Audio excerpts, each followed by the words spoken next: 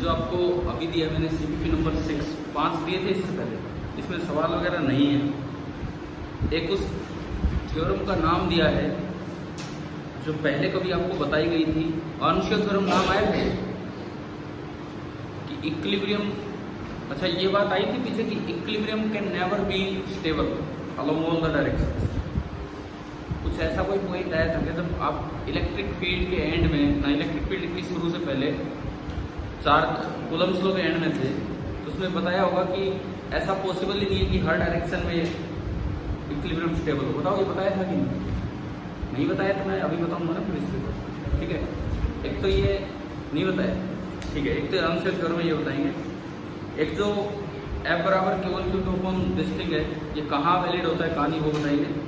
एक ये shell theorem पढ़ाई है पीछे, नीचे दिए, नीचे 2 सेल थ्योरम। क्या ये मैंने उस समय बताई थी क्या? अगर नहीं हुआ है तो ये सारा काम आप देख रहे हो। और पीछे कुछ फॉर्मूले हैं। तो CPP नंबर 6 एक इंफॉर्मेटिव टाइप CPP है, इसमें सवाल करने को नहीं है ना, ठीक है। रखते हैं इसे।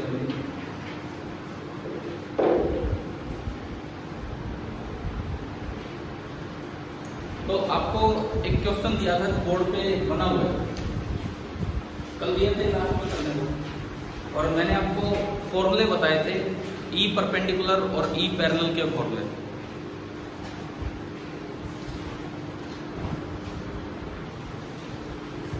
ये घर से किया क्या ट्राई?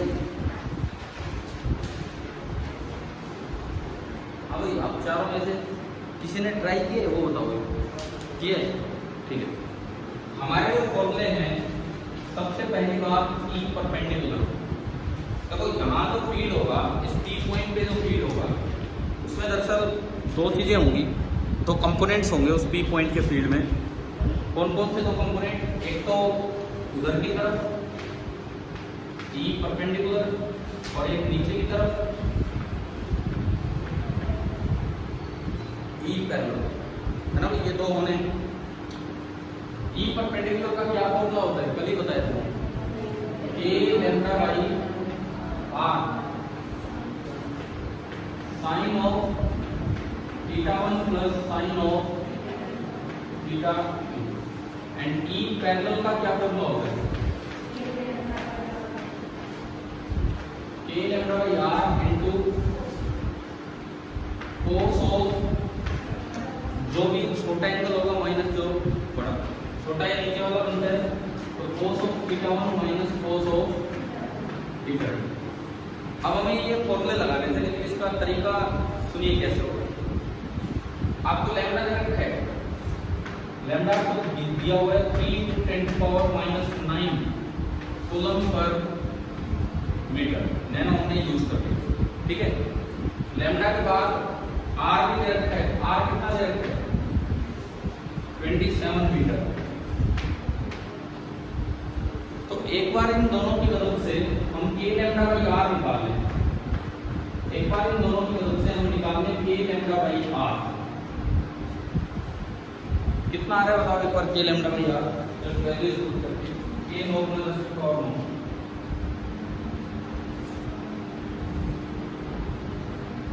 K को आप रख लीजिए 9 × 10⁹ और इससे पढ़िए 1 आ गया। मैंने तो ये वैल्यू इस तरह की दी थी कि ज़्यादा कैलकुलेशन सुनाओ। अगर आप वैल्यू रखते हैं ऐसा यूनिट में K लैम्डा बाई R आपका निकल के आया 1, ठीक है। उसके बाद अब θ1 θ2 सोचना है ध्यान से। θ1 हमने बोला था परपेंडिकुलर के साथ नीचे वाले एंड का एंगल, लेकिन बाई चांस से डायग्राम ऐसा है कि नीचे वाला एंड नीचे नहीं है, नीचे वाला एंड किधर है? ऊपर। समझ रहे हो? परपेंडिकुलर के साथ नीचे वाले एंड का एंगल वो नीचे नहीं बल्कि ऊपर बन गया। तो असल में वो एंगल क्या लिखा जाएगा? 37 नहीं लिखा जाएगा, वो लिखा जाएगा -37।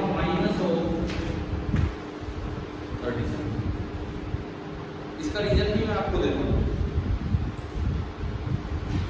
परपेंडिकुलर के साथ आपको नीचे वाले एंड का एंगल ढूंढना था।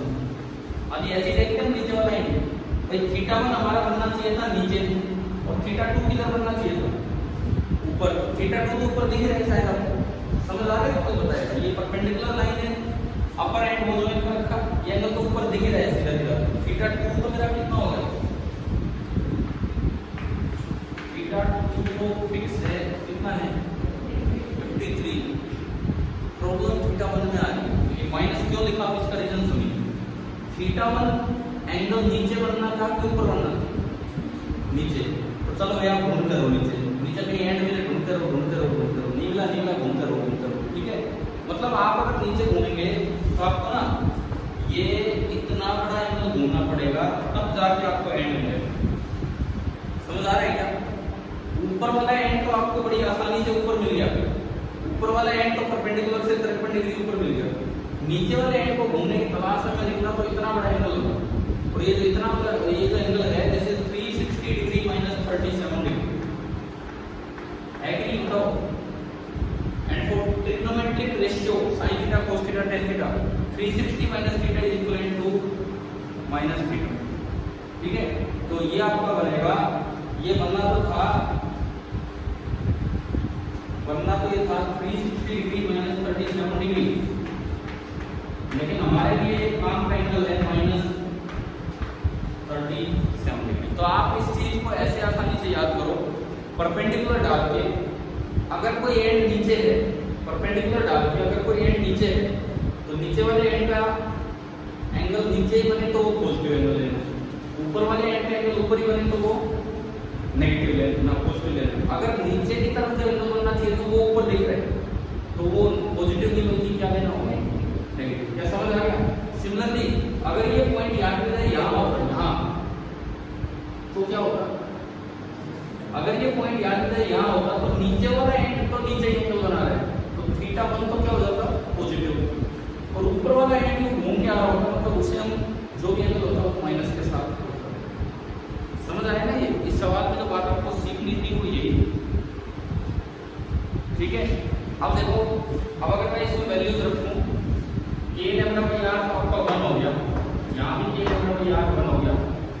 ई पैरेलल पे मानो, ई पैरेलल ये रहा cos of theta 1 minus cos of theta 2, ये छोटे वाला एंगल, cos में तो माइनस प्लस से फर्क ही नहीं पड़ता।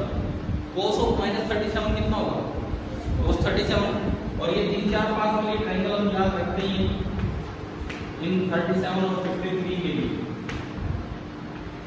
तो cos 37 कितना 4/5, cos 37 की वैल्यू होगी 4/5 माइनस cos थीटा 2, cos 53 कितना, cos 53 3/5, 4/5 माइनस 3/5 1/5, यानी कि ये जो मेरा ई पैरेलल आया ऐसा यूनिट में, ये तो कितना आ गया 1/5। समझ आ रहा है किस तरह से हमने निकाला? जो ई पैरेलल आया ऐसा यूनिट में दैट इज 1/5। अब मैं बात करता हूँ ई परपेंडिकुलर की। आपको कुछ आने लगा समझ में देखो, क्योंकि आपने चैप्टर शुरू से नहीं पढ़ा इसलिए मैं ये पूछ रहा हूँ कि आपका चल तो ऑप्टिक्स रहे स्कूल में, फिर भी कोशिश करो, शायद आने लग गया होगा थोड़ा बहुत, ठीक है। तो इसमें बताओ ये परपेंडिकुलर की वैल्यू क्या होगी? यहाँ देखिए sine theta 1, sine of minus 37 is minus sine 37, और साइन 37 इस ट्रायंगल से कितना है 3/5, तो ये जो वैल्यू आएगी ना ये तो आएगी माइनस 3/5, है ना भाई? समझ आ रहा है ना आपको? ये जो वैल्यू आएगी दिस इज माइनस 3/5, और ये sine of theta 2 sine 53 is 4/5 plus 4/5 minus 3/5 कितना हो गया 1/5, और बाहर 1 है, यानी कि ये जो आपका ये है ये भी कितना आया, तो ये मेरा रिजल्टेंट भी आ गया, बिल्कुल बीचों बीच आएगा। बीचों बीच आने का मतलब है 45 डिग्री से, क्योंकि दोनों बराबर है। तो कितना होगा ये ई √2 टाइम्स हो जाएगा, है ना, √2/5 न्यूटन पर कूलम। दिस इज √2/5 न्यूटन पर कूलम। तो ये सवाल देने का एक पर्पज ये भी था कि आप ये सीखें कि कब ये पॉजिटिव नेगेटिव लिखते, समझ आ गया, याद रह जाएंगी ये बातें, ठीक है। और ये 360 के चक्कर में मत पड़ना, नीचे वाला एंगल अगर ऊपर बन रहा है तो नेगेटिव, ऊपर वाला एंगल तो ऊपर बनना चाहिए था, अगर नीचे बन जाए तो वो भी नेगेटिव। समझ आ गई ये पॉइंट। यार मैंने 2 फोन इसलिए लगाया है कि जो एब्सेंट बच्चा हो क्या पता जुड़ जाए, लेकिन कोई नहीं जुड़ा। मैंने उनको भेजा, ये लिंक भी भेज दिया। कल को वंदना बोल रही थी कोई ऑनलाइन अटेंड कर लो, कुछ जुड़ा ही नहीं।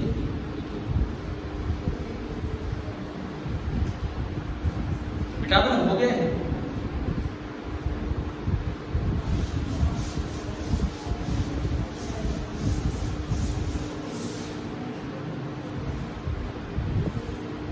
अब देखो स्ट्रेट वायर का हो गया, और हमने सर्कुलर वायर का देख लिया और सर्कुलर रिंग का देख लिया। 3 चीजें हम कर चुके हैं। एक इनका कॉम्बिनेशन लेते हैं, मतलब कुछ सवालों के थ्रू इनके कॉम्बिनेशन पे हम चलेंगे। जैसे मान लो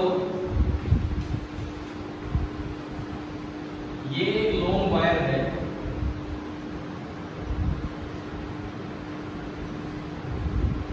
हॉकी स्टिक की तरह, हॉकी स्टिक की तरह, मतलब नीचे सेमी सर्कुलर है और ऊपर ये स्ट्रेट वायर और वो काफी लंबा, इस तरह से दिया है। जो सेमी सर्कल पार्ट है इसका रेडियस है r, सेमी सर्कल पार्ट का जो रेडियस है दैट इज r, ये आपको दिया गया है। और इस पूरे पे लैम्डा है uniform. Find electric field at the center.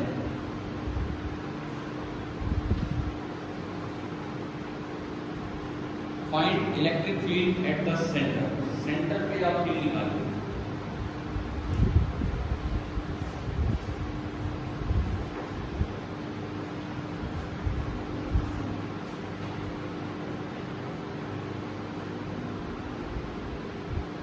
अलग अलग पार्ट्स में ब्रेक करके निकालो। पहले straight wire, semi straight wire करवाया था, वो सेमी स्ट्रेट वायर कल की क्लास में के लैम्डा बाई आर करवाया था ना। और उसके बाद सेमी सर्कल और फिर दोनों का वेक्टर सम कर दो।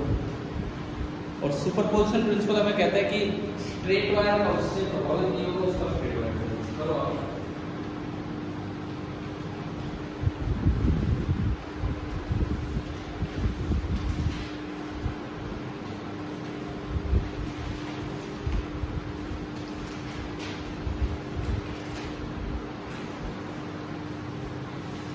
आपको नहीं है बढ़िया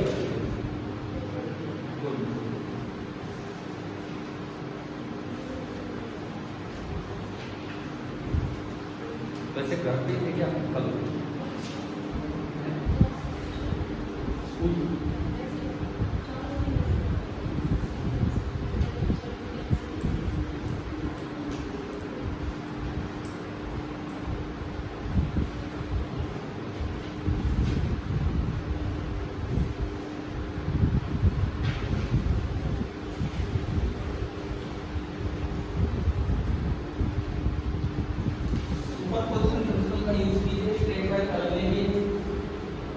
सर्कल का अलग लीजिए,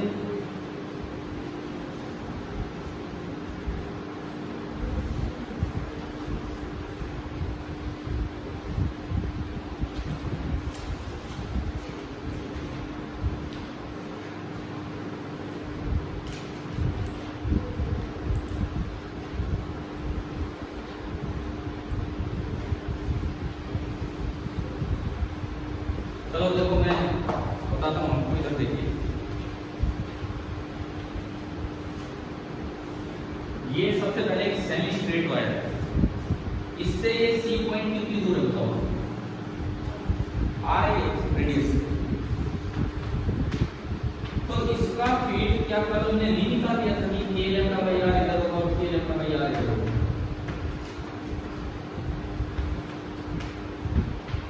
बताओ मुझे, मैंने कहा था कि हर जगह 45 डिग्री पे होगा तो जाएंगे, करवाया था है ना। ये हो गया एक पार्ट। दूसरा क्या था आपका सेमी सर्कल। दूसरा आपका बचता है सेमी सर्कल।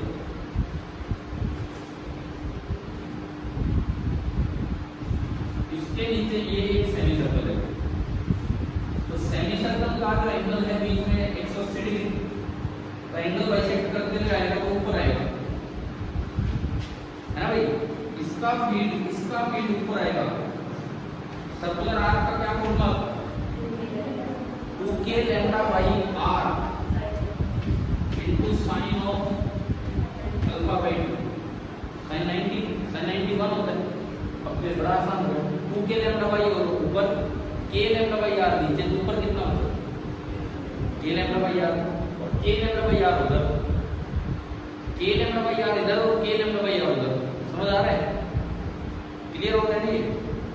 देखो k लैम्डा बाई r ऊपर बचा इन दोनों का C पॉइंट पे, और अगर मैं दिखाऊं k lambda by r he side में बनेगा, जो बचा है वो। जैसे दूसरा है ये भी k लैम्डा बाई r, और ये आपका पॉइंट है C।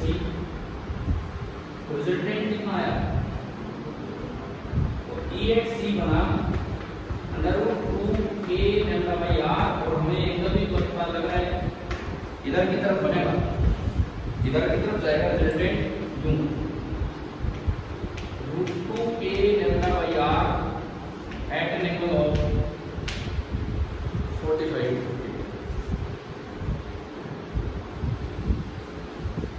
समझ आ गया कि नहीं आया बताओ?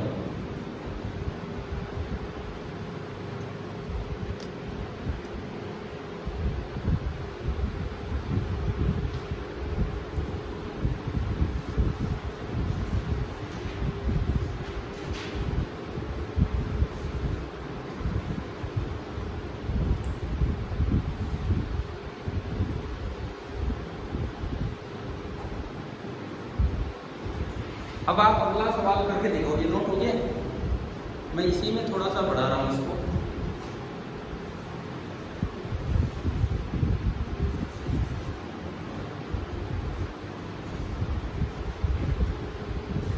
मान लो आपको ये दिया होता कि ये सर्कल यहां तक है,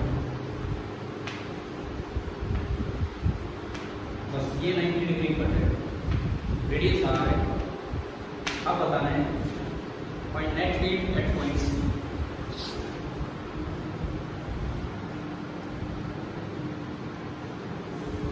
समझ आ गया ना क्या चेंज किया?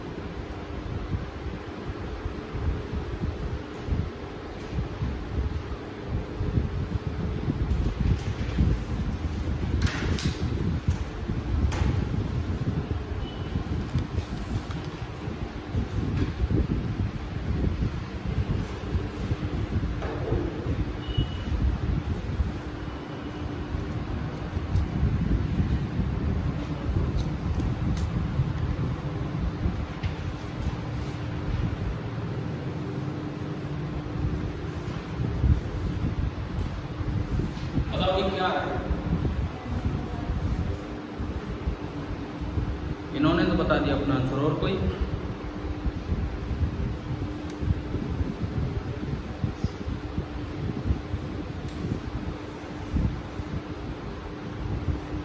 देखो उसी सॉल्यूशन में हम चलते हैं।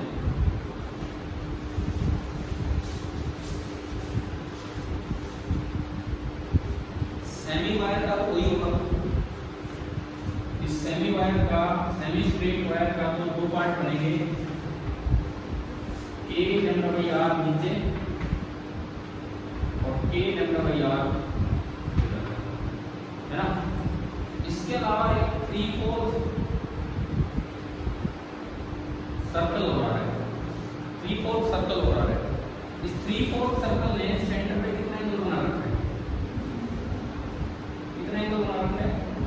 270 डिग्री। तो इसके बीचों बीच आएगा इनका फील्ड, एंगल बाइसेक्ट करेंगे, लैम्डा पॉजिटिव क्यों बनेगा? बाहर की तरफ, मतलब 90 डिग्री को बाइसेक्ट करते हुए 45 डिग्री पे बनेगा। इतना ही बात समझ, है ना। और ये फील्ड होगा कितना? ये जो फील्ड होगा this will be 2k lambda by r into sine of half angle. 270 का आधा 135 को मैं लिख सकता हूँ 90 plus 45 sine 90 plus theta cos theta होता है, सेकंड क्वाड्रेंट में पॉजिटिव होगा। कोस 45 कितना होगा? 1/√2, एक √2 से 2 कटेगा, कितना है ये आया, ये वाला आपका आया √2k लैम्डा अपॉन r। और इन दोनों का रिजल्टेंट कितना आता है? यही आता है इधर 45 डिग्री पे, ये आता है √2k लैम्डा बाई, तो एक का फील्ड उधर बन रहा है, एक का इधर बन रहा है, बराबर बन रहा है, तो नेट फील्ड कितना होगा? 0। इसी का आ गया था कि 0 आ गया था।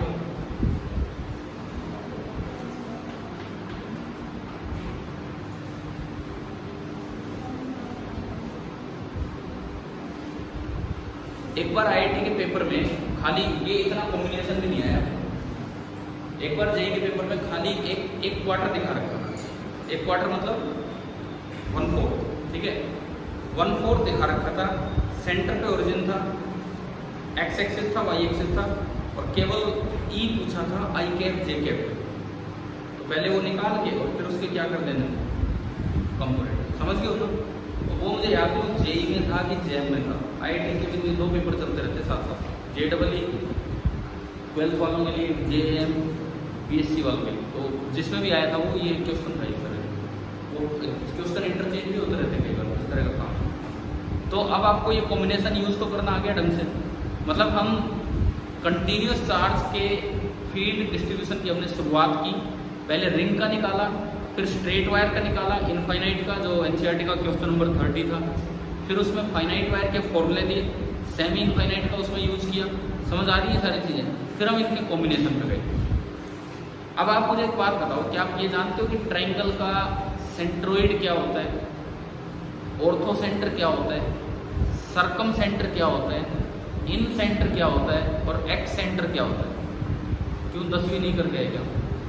10वीं के बाद तो कोई ये बताता भी नहीं है। कोऑर्डिनेट ज्योमेट्री में थोड़े बहुत कोऑर्डिनेट्स बताते हैं, बात अलग है, नहीं तो ये तो वो चीज़ें हैं जो 10th तक आ चुकी होती है। इन 5 चीज़ों की जानकारी है क्या? नहीं है? नहीं है तो मैं बताऊँ फिर? नहीं है तो एक बार सुन लो, ऐसा यार हो नहीं सकता कि नहीं है ये तो।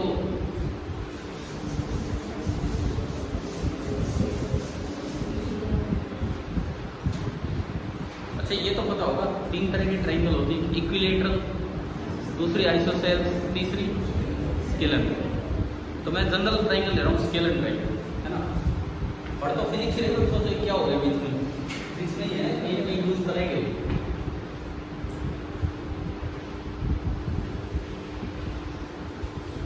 मान लो कोई स्केलर ट्राइंगल है, 3 अलग अलग इसकी, अक्सर एक मैथमेटिकल कन्वेंशन है कि ए के सामने वाली साइड को ये बोल दो। जो मैथ्स पढ़ते हैं उनको पता होगा।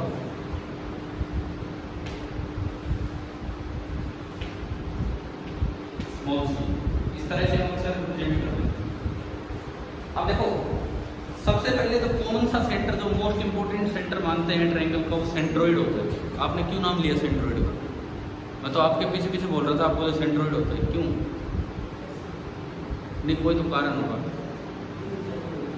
है। ज़्यादा यूज का क्या मतलब है भाई?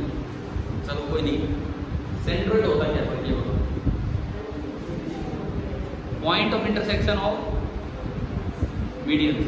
मीडियन क्या होती है? मीडियन क्या होती है यार? ये बातें 11वीं 12वीं की नहीं है, ये तो 10वीं तक आ चुकी होती है। सुनिए, आप सामने वाली साइड का मिड पॉइंट ढूंढ लो, सामने वाली साइड का मिड पॉइंट ढूंढ लो और इस वर्टेक्स से इसको ज्वाइन कर दो। This is the median. हम नहीं कहते ये परपेंडिकुलर है, कुछ नहीं, दिस इज द मीडियन। इससे उसका वर्टेक्स ढूंढ लो, दिस इज द मीडियन। इससे इसका जहां भी वर्टेक्स है वो ढूंढ लो, दिस इज द मीडियन। और तीनों मीडियन जहां मिलती हैं उस पॉइंट को क्या बोलते हैं? सेंट्रोइड। शायद चीजें भी रिप्रेजेंट करते हैं। This is the centroid of the triangle. Centroid is the point of intersection of medians of A triangle. ठीक है, इन्होंने कहा कि सबसे ज्यादा ये यूज होता है। कोई बच्चा तुक्का मार के आता है तो इसी में तुक्का मार के आता है। ठीक है, कोई नहीं, देखते हैं आगे।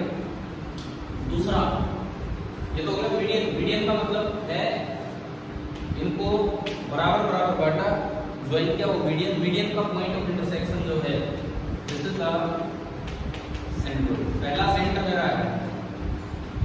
दूसरा बताओ, ऑर्थो सेंटर क्या होता है?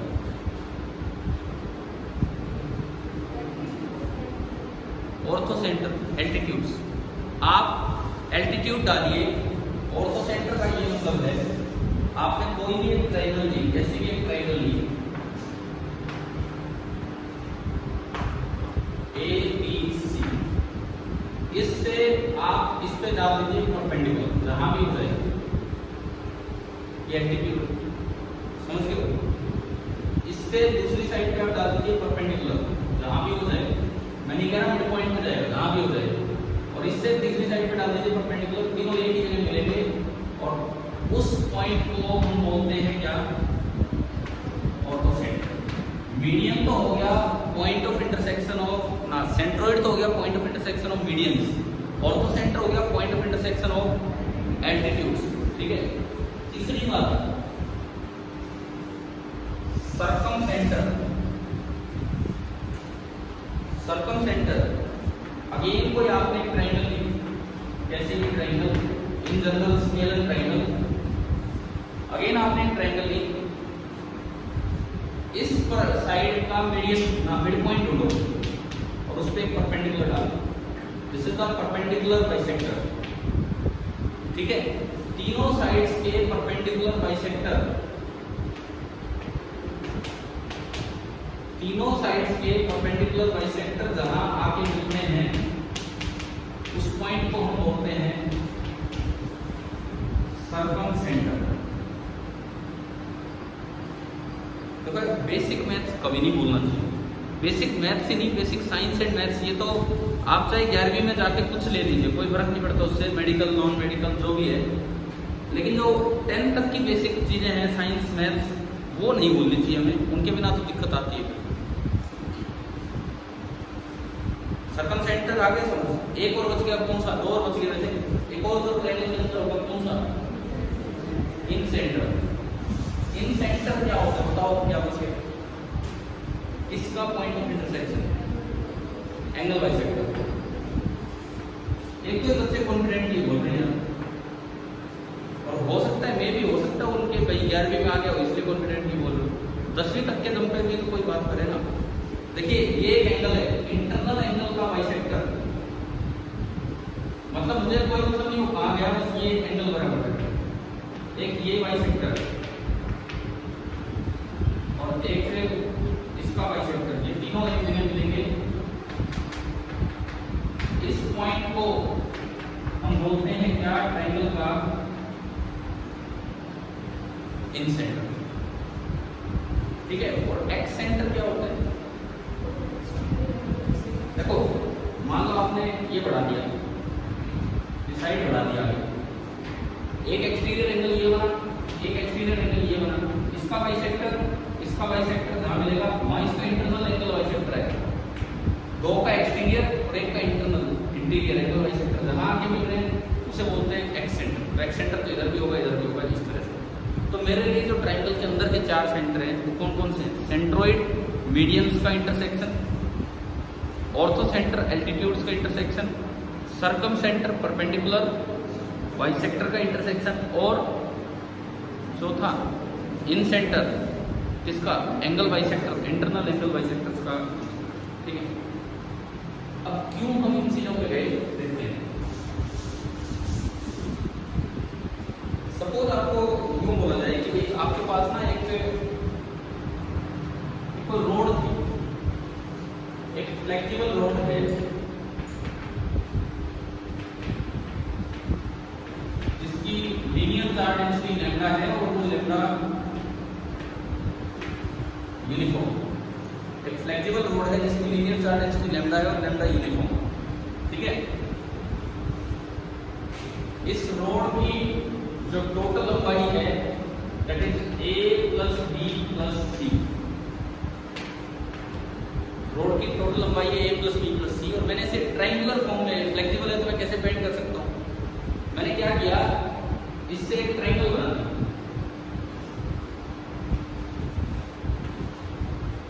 यह में दिया गया है कि a is not equal to b is not equal to c। मतलब कैसी ट्रायंगल बनेगी? स्केलर ट्रायंगल बनेगी। Let this be a, let this side be b and let this side be c. Bend into a triangle. अक्सर जो हमारा convention है a के सामने a, b के सामने b, c के सामने c, ये ट्रायंगल ABC बनती है। अब ये लैम्डा लैम्डा लैम्डा के सारे चार्ज डेंसिटी सेम है, लेकिन क्या तीनों ब्रांचेज पे चार्ज सेम है? क्या इस वायर पे जितना चार्ज उतना इस पे है कि अलग अलग? अलग अलग है। कारण साइड की लेंथ अलग है। भाई इस पे तो चार्ज होगा लैम्डा इनटू a, इस पे लैम्डा इनटू b, इस पे लैम्डा इनटू c। तो सवाल हमारा ये बना,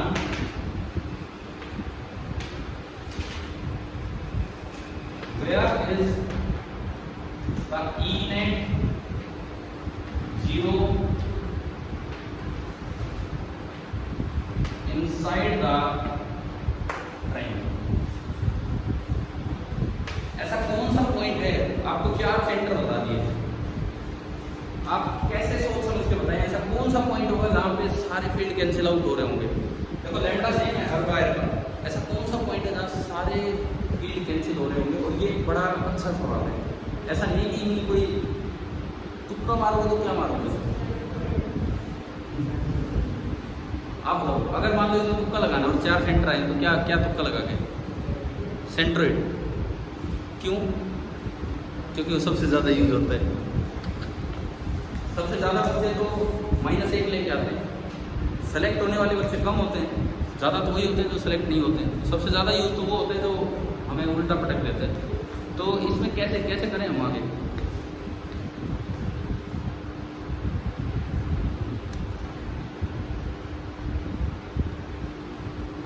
कैसे करें बताओ? वही ऑप्शन बनाने को देते हैं, इसमें 4 ऑप्शन, 4 तो सेंटर है ही हमारे पास, और वही है मोस्टली जैसे ये बता रहे हैं, जैसे अट्रैक्टिव ऑप्शन लगता है सेंट्रोइड। कैसे करें इसको? कुछ शुरुआत तो करें तभी तो बनेगी। क्या अगर आप घर पे सोचना चाहो, एक दिन आपको दिया जाए इसके बारे में, क्या कोई फर्क नहीं पड़ता, हमें 2 दिन दे तो करवाना तो हमें है? नहीं बताओ, अगर आप इस पर कुछ विचार करना चाहेंगे कौन सा ऐसा पॉइंट होगा? 4 सेंटर मैंने आपको पहले बता दिए क्या क्या होते हैं। अब देखना चाहो कौन सा ऐसा पॉइंट होगा जहाँ पे ये 0 होता है। करोगे ट्राई? कैसे करोगे? सर्च करेंगे जगह जगह। अगर मन बन गया कि भाई करना है तो सर्च करेंगे हम तो गूगल पे और इस तरह से। भाई पता नहीं कहीं मिल भी जाएगी तो क्या बात है, ऐसी बात थोड़ी कि सवाल नहीं मिलता। देखो इसका आंसर लिख लो,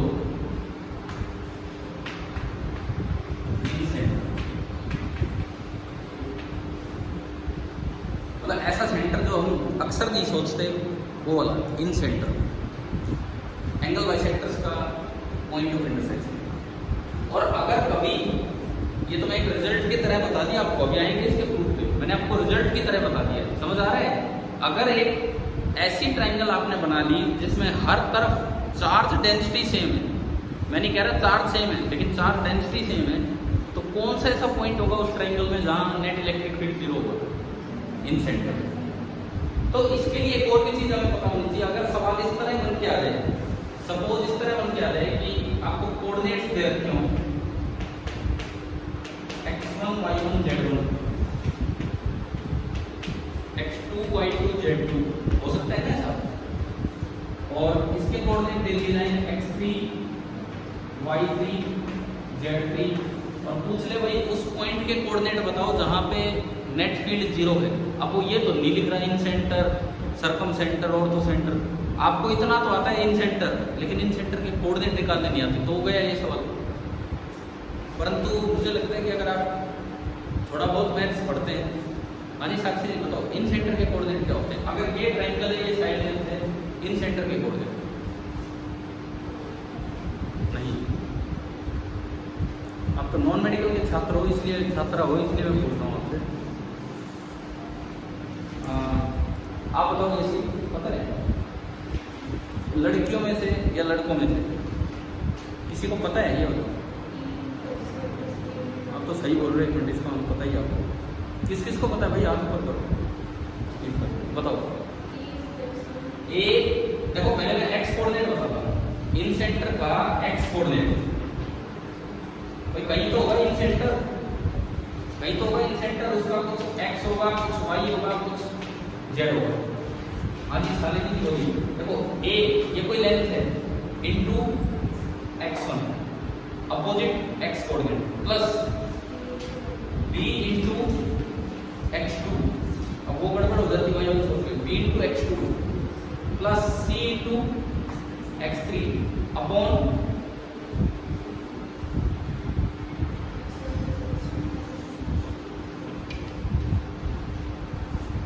x1 plus x2 plus x3।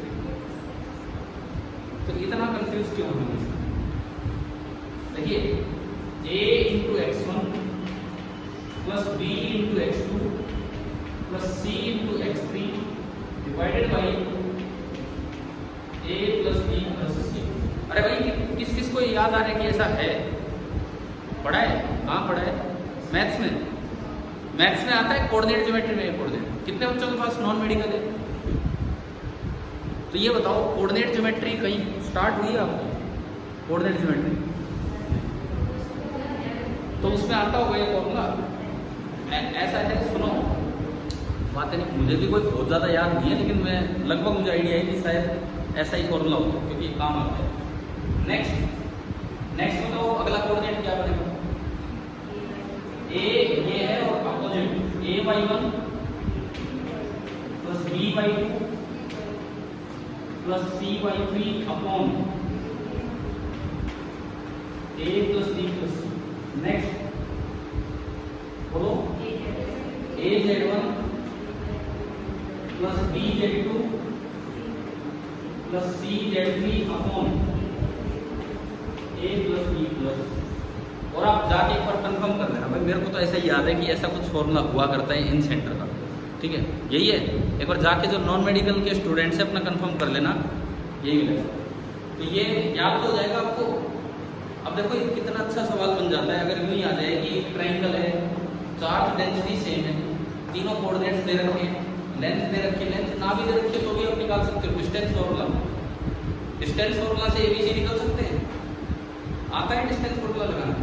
ये निकालना हो तो x3 माइनस x2 का whole square plus y3 minus y2 का whole square plus z3 minus z2 का होल स्क्वायर उसका अंडर। यानी कि केवल कोऑर्डिनेट देके भी मुझसे वो ऐसा पॉइंट पूछ सकता है जहां पे फील्ड 0, अगर लैम्डा जगह क्या है सेम। अब मुझे प्रूव ये नहीं करना कि इन सेंटर के कोऑर्डिनेट होते हो, तो मैथ्स वाले करेंगे। हमें प्रूव ये करना है कि इन सेंटर पे फील्ड 0 होता है। कैसे? घर से मुझे लगता है कुछ आप करके लाओगे, हम कर लेते हैं इसे स्टार्ट। करें कि आपको एक दिन चाहिए ट्राई करने के लिए? अरे बताओ जल्दी बोलो। आपको अगर एक दिन चाहिए ट्राई करने के लिए तो आपको एक पेज आप छोड़ देंगे, छोड़ दो इस पे, कोशिश करना, मैंने आपको आंसर तो बता ही दिया। अब कहीं से आंसर ढूंढने की तो जरूरत ही नहीं है, आंसर तो आपको पता ही रहती है। इन सेंटर की एक और बात बता देता हूँ। इन सेंटर होता क्या है, एक ग्रुप शुरू तो करें, ये लिख लिया, लिख लिया ग्रुप, ये इन सेंटर होता है इसका।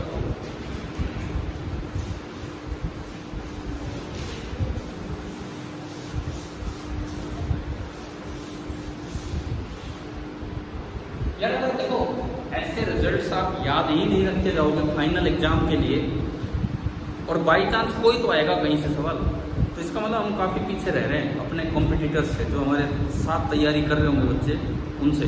और ऐसी ऐसी चीज़ें तैयार कर जाओगे, ये बना दिया भाई साहब, मिलेगी कहीं ना कहीं अभी। आधी बार तो कॉपी चलती है, वो हवाई जहाज बेचारी निकल जाती है उसमें से। अब देखो किस तरह से हमें शुरुआत करना है, देखिए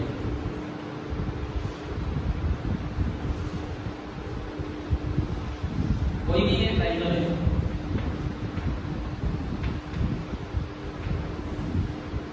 इन सेंटर एक और भी जगह होता है। अगर आप एक लार्जेस्ट सर्कल बनाएं, अगर आप एक लार्जेस्ट सर्कल बनाएं जो तीनों साइड्स को टच करते हुए जा रहा है, इसे क्या बोलते हैं, incircle. Circle inscribed inside the triangle, incircle होता है ना। तो इसका जो सेंटर होता है, इसका जो सेंटर होता है वो भी क्या होता है आपका, इन सेंटर। ये जानकारी है कि नहीं, ठीक है, मैं आपसे पूछ के मतलब खुद भी अपने आप को कंफर्म ही कर रहा हूँ कि हाँ भाई ऐसा ही होता है, ठीक है ना, ऐसा होता है ना, आप सब तुमने पढ़ा होगा। तो ये incentre, this is also called incentre, circle का सेंटर। मान लो इस इन सेंटर का जो रेडियस है दैट इज r, सॉरी इस सर्कल का, this is the in circle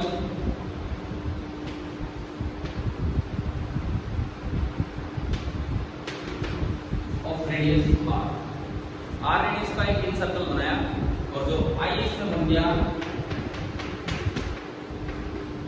that is in centre. आई जो बना वो इन सेंटर। इस पूरे पे लैम्डा चार्ज घूम रहे हैं, चार्ज डेंसिटी का। तो मुझे आई पे फील्ड निकाल के देखना है। मैंने आपको आंसर तो बता ही दिया, रिजल्टेंट फील्ड जीरो कहाँ होगा, इस ट्रायंगल के इन सेंटर पे। अब बस उसे प्रूव कर रहे हैं इन सेंटर पे जीरो क्यों है, वो देख रहे हैं आप। ये आपने कोई रेफरेंस लाइन मानी, यहां से आप गए किसी थीटा एंगल पे, यहां से आप गए किसी थीटा एंगल पे, और मैं कहता हूं यहां से किसी एक्स एंगल पे, यहां से आप गए किसी थीटा एंगल पे और यहां से एक्स एंगल पे। एलिमेंट मानने के लिए आपको थोड़ा और आगे जाना होगा। एलिमेंट मानने के लिए आप थोड़ा सा और आगे गए, तो ये थीटा तो पूरा थीटा प्लस डी थीटा, इसको मैं अगर शॉर्ट में लिखूं तो ये एंगल कितना होना, ये डी थीटा बन गया। और ये लेंथ कितनी हो सकता हूं, हम तो x प्लस डी एक्स से ये जो लेंथ बचेगी ये कितनी बचेगी, डी एक्स। मैंने एक एलिमेंट माना इस ट्रायंगल पे, क्या समझ आया आपको कैसे माना है? तो ये बताओ इस एलिमेंट पे डी क्यू कितना होगा। लीनियर चार्ज डेंसिटी कितनी है रोड की, लैम्डा, यानी कि वायर की यूनिट लेंथ पे हर जगह कितना चार्ज है, लैम्डा। तो dx लेंथ पे कितना होगा, dq that will be equal to lambda into dx। इतनी बात आ गई है समझ। अब मुझे इस dq की वजह से यहाँ फील्ड लिखना है, इस dq की वजह से यहाँ फील्ड लिखना होगा that is de, that is de। ये 90 डिग्री का एंगल है क्योंकि टेंजेंट है।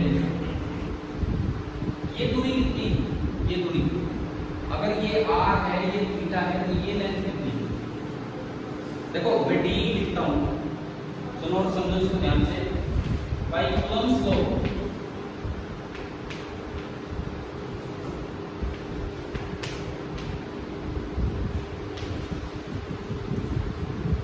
बाय कूलम्ब्स लॉ de जो बनेगा, de मतलब इसकी वजह से यहाँ बनेगा K into D Q divided by IC का, एक बार देखिए आप समझिए कि ये बनेगा।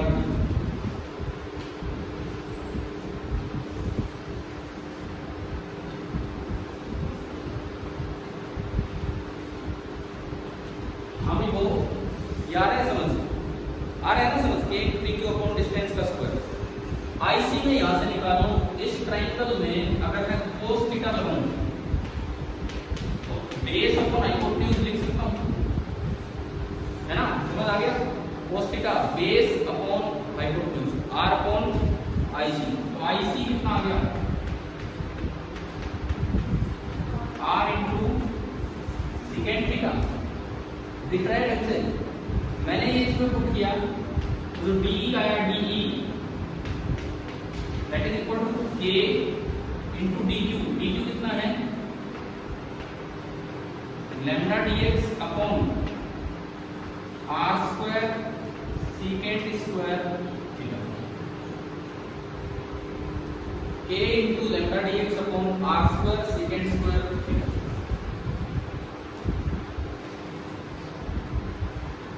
यहां तक आ गया समझ।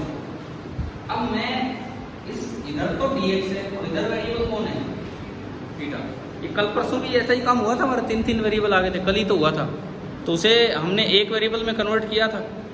यहाँ इसमें कितने वेरिएबल आ रहे हैं, एक वेरिएबल तो थीटा है और एक वेरिएबल x है, तो इसको कंप्लीटली आप थीटा में ले दो, कंप्लीटली थीटा में ले दो। देखो इस ट्रायंगल में देखो x और थीटा में रिलेशन लाओ यूजिंग ए कांस्टेंट r, कल भी सिखाए थे, समझ गए हो ना ये चीज। इसको सिंगल वेरिएबल में कन्वर्ट करो ताकि कुछ इंटीग्रेशन की तरफ हम जा पाए। x और थीटा में रिलेशन लाओ यूजिंग द कांस्टेंट r, क्योंकि वो हर जगह सर्कल का रेडियस क्या रिलेशन होता है tan थीटा का यूज करो। ये तो सोचना तो पड़ेगा खुद, कैसे सोचे पता लग गया है क्या है। tan theta is equal to कितना x बाई r, ठीक है। तो यहां से मेरा x आ गया r tan थीटा, यहां से x आ गया r tan थीटा, लेकिन मुझे तो dx चाहिए। तो कल भी हमने ऐसा कुछ किया था, differentiating both sides with respect to theta. अगर आपको dx चाहिए तो आप dx by d थीटा निकाल लीजिए, dx by d theta, r तो बाहर आया और tan थीटा का डिफरेंशिएशन क्या होता है secant square theta, tan theta का डिफरेंशिएशन होगा सीकेंट स्क्वायर थीटा, क्लियर। तो यहां से dx कितना आ गया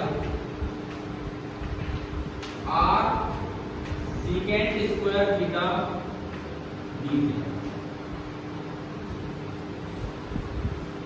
चलो भाई dx तैयार है, आपका dx आ गया r secant square theta d theta. इसमें पुट कीजिए,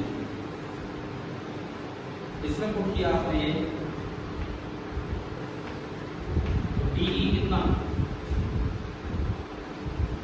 k लैम्डा dx की जगह r secant square theta d theta, और नीचे है r square secant square theta.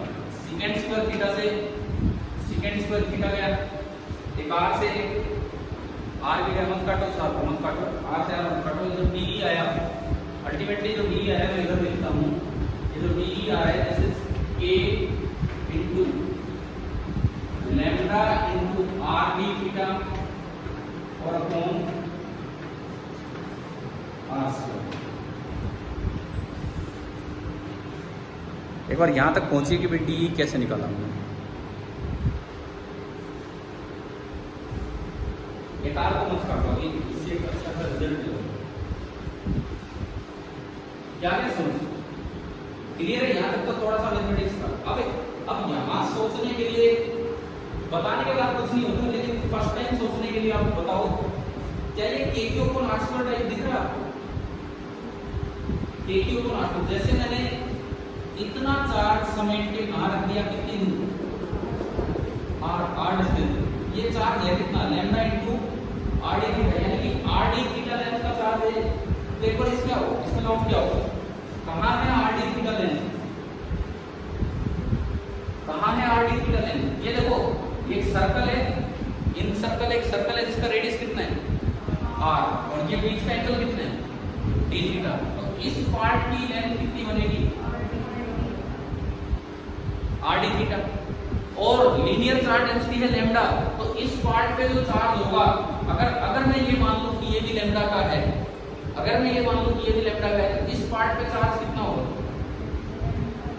Lambda into R D theta. और कितनी दूर है ये चार्ज इस पॉइंट से आर, तो अगर मैं इस सारे चार्ज को समेट के यहाँ रख दूं तो उसका फील्ड भी यही बनेगा k into lambda R D theta upon R. यही था इसमें मेन पॉइंट, इस क्वेश्चन में यही बनता है। आप यहाँ तक तो पहुंच जाएंगे, इससे आगे कैसे करेंगे? मुझे नहीं करना इंटीग्रेशन, मुझे इसे इक्विवेलेंट चार्ज में कन्वर्ट कर देना है कि इस dx लेंथ पे जो चार्ज आया उसने यहाँ जो फील्ड फैलाया, दिस इज सेम एज कि आप इस चार्ज को समेट के यहाँ रख दो उसी लैम्डा डेंसिटी के साथ, और उसका जो यहाँ फील्ड होगा वो भी सेम ही होगा। समझ आ गए? मान लो ये चार्ज को आपने क्या बोला है डी, और सपोज मैं ये कहूँ यहाँ चार्ज है डी डैश, तो अगर ये इन सर्कल भी लैम्डा डेंसिटी का होता तो क्या मैं डी डैश को lambda into R D theta लिख सकता हूँ?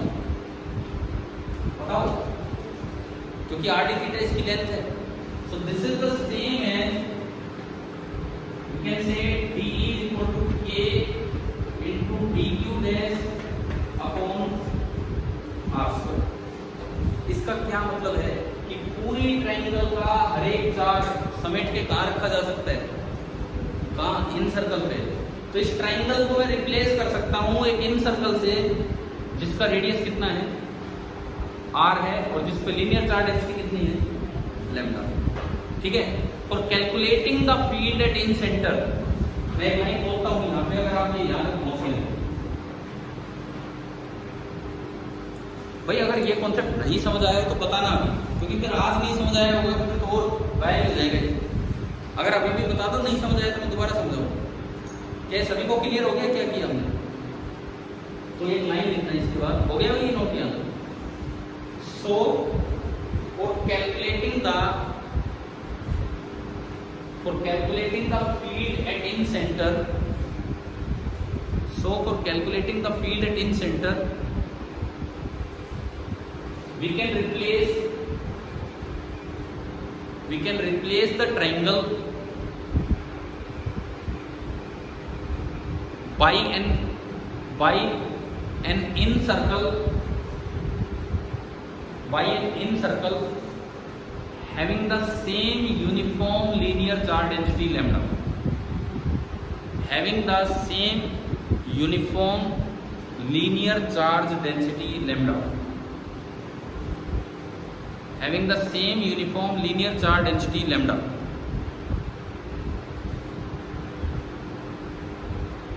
ठीक है जी, आपने इसको हटाया और एक सर्कल बना दिया, एक रिंग बन गई, और एक यूनिफॉर्म चार्ज रिंग के सेंटर पे फील्ड कितना होता है? परसों भी निकाला, कल भी निकाला, परसों रिंग की तरह निकाला, कल आर्क की तरह निकाला, दोनों बार ये रिजल्ट आए है ना, मतलब पीछे 2 दिनों में। ठीक है, आगे लिख दो, and the field at the centre of a uniformly charged circular ring, and the field at the center of a uniformly charged circular ring is 0. Field at the center of a uniformly charged circular ring is 0. अब आप बताओ क्या ये prove हो गया? Prove तो हो गया, लेकिन ये रिजल्ट हमारे दिमाग में बैठा रहेगा कि नहीं? समझ आ गया कैसे किया? ये भी एक तरीके होते हैं कि इस तरह से आप कहीं पर फील्ड निकालो, ये भूलना नहीं है ये वाला कॉन्सेप्ट।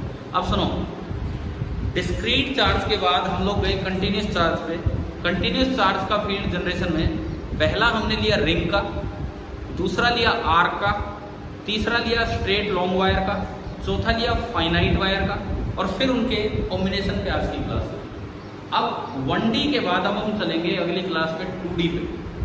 2D मतलब सरफेस, जैसे डिस्क होगी, एक डिस्क स्मॉल एक डिस्क लार्ज, एक स्फीयर हो गया, लेकिन सेल मतलब जिसके सरफेस पे, उस सेल के लिए 2 सेल थ्योरम आज आपको दी है सीपीपी में।